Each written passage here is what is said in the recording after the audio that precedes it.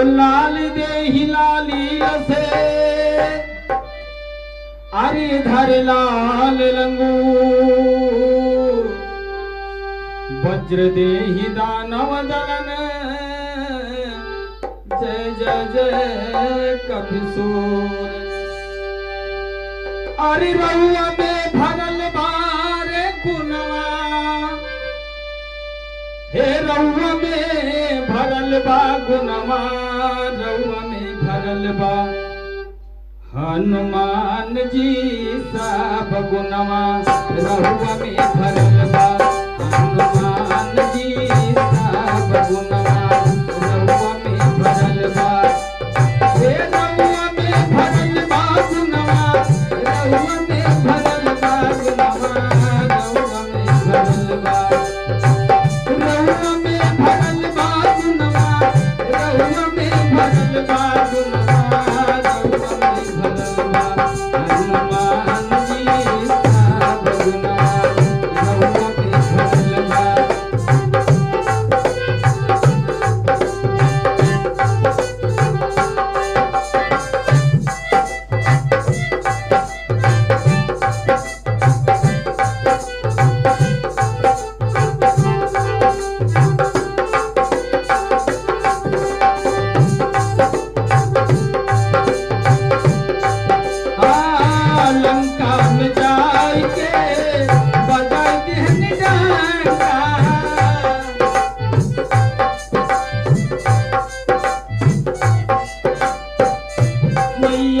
सीता के मिटाई दिहन शंका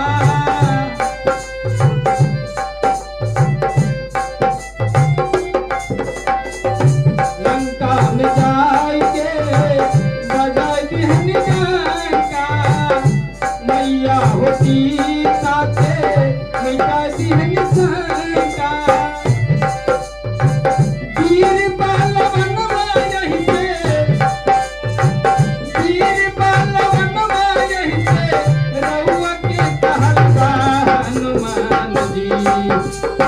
हनुमान जी सब गुनवा रहुआ में भरल बा हनुमान जी सब गुनवा रहुआ में भरल बा।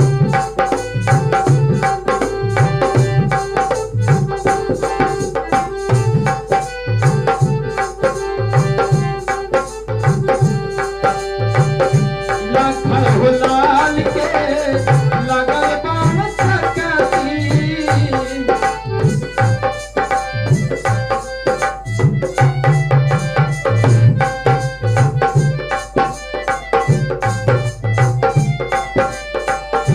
रउआ दिखाई दिहनी राम जी के भगती